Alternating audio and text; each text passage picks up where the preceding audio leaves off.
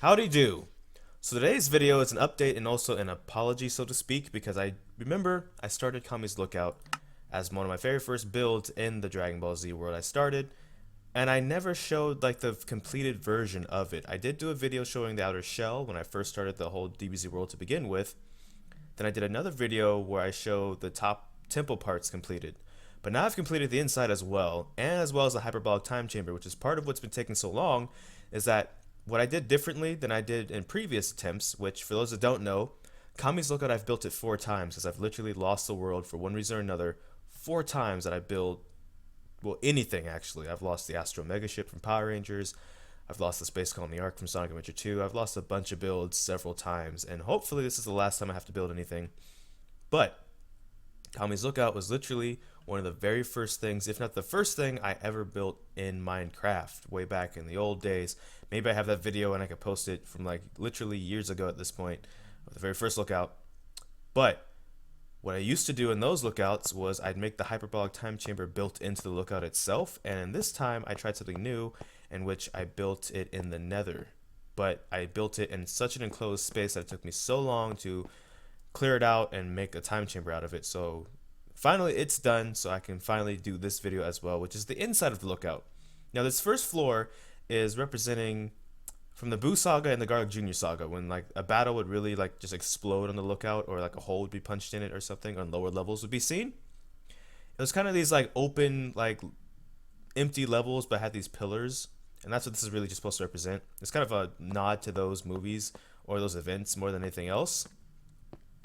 But we go down to the second floor, which is also kind of the third floor, and it's more of the pillars, so to speak. But I decided to put these pathways just so that you could have a way to look out of these kind of openings. I wouldn't necessarily say windows, but they could be considered windows, I guess. You can't see much right now because it's not super early in the morning, so you can't see the sun rising, but it's not late enough in the day that you can see like the sun setting and the stars coming out. But you could see those usually. And I put kind of just this grand staircase, the staircase that Piccolo led Majin Buu down, which I think, depending on like the episode or depending on who you ask, was actually kind of like on the outside of the lookout. But I had restrictions because I accidentally made my lookout too small too, which is a story for another time. But now we get to this base floor, which is where I put 3 main rooms. The first being the Pendulum Room, which these are supposed to be clocks. If you play Minecraft, you recognize that those are pretty much as close as clocks as we're going to get. But if you don't, you're probably looking at, what the heck are those supposed to be? It's supposed to be the Pendulum Room, if you remember what that room is. It had a bunch of clocks across the walls and stuff. Over here on the other side is the teleporter. Now the teleporter, I believe, is actually in one of those side like kind of temple things on the top floor, because the inside for those are supposed to be a lot bigger. Like especially again in the Garlic Jr. Saga, the inside of the main temple 2 was actually pretty massive, and I kind of underestimated how big it should have been. So I think this is actually supposed to be inside one of those, but because of how small I accidentally made them, I had to put it down here. So that's what this is supposed to be anyway. And this is the main room here, which is the entrance to, in fact, the hyperbolic time chamber. Now again, in my older builds, I just built the time chamber into the lookout, meaning I just put a pathway down the stairs where you'd go under it or something, and then you'd pop out in the temple or something like that. And this, I decided to put it in the nether, which I'll show you what I mean when I say it was really enclosed once I get inside. So here's the portal that leads into it. When I say it was enclosed, I literally mean there was like nether stone all around the portal, and then all pretty much in front of it, and then you'd break through it and then there'd just be more.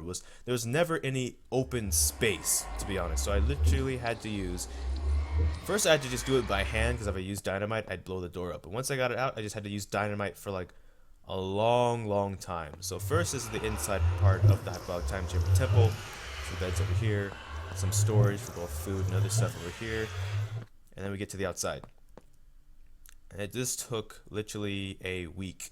Not straight, but just when I had some free time I could play Minecraft, this is what I did. And part of the problem is you see a bunch of torches and stuff, this wall has a bunch of them. It's because it got so dark in here. Even though I made the entire ceiling out of glowstone, I could not find a means to make it lighter. But as I started doing things like putting the torches all over, it just made it look a bit too ugly and clustered, so I kind of just stopped. I just made sure to light up the main temple, and it's pretty much, yeah, pretty big open space. It's much bigger than pretty much any hyperbolic time chamber I've ever made, because the problem with building it into the lookout, which is why I wanted to do this idea, was it would cut off like about here, and so this would be close to the ceiling, if not the ceiling, and it just kind of make it flat and wide instead of nice and huge.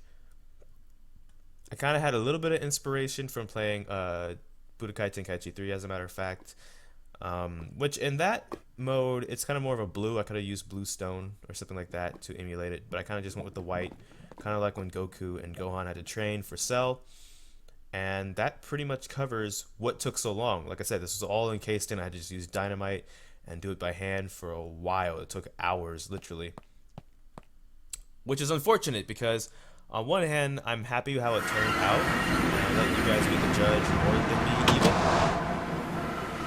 But on the other hand, it's so dark that I might add the torches later, just to make it a bit more lighter in there. I don't know yet at this point in time. If like anything else I've done in this world, if I update it, I probably will let you guys know. But that actually covers everything for this video. Oh, right in the nick of time, the sun's starting to set. So for the future plans, the lookout is, as it stands, 100% done for now. I might go back and change some things later, but for now, we're going to be going back down to West City. Capsule Corp is also done in a previous video if you want to check that out. West City has started finally being under construction. I haven't done anything since the last update video I've done, but I do have an idea of what I want to do. Plans, in other words, of where I'm going to put certain things, where I'm going to put certain, like Jiro's lab way over there, Kami house way over there probably when I extend the water, and just things like that. So that's what the plans are going forward. That's what the Kami's lookout looks like now, with the rest of West City, and things like that. So that's all for this video. I don't know what the next video is going to be, because life is full of a lot of kinks. But until next time, take care. GG. Get jinxed.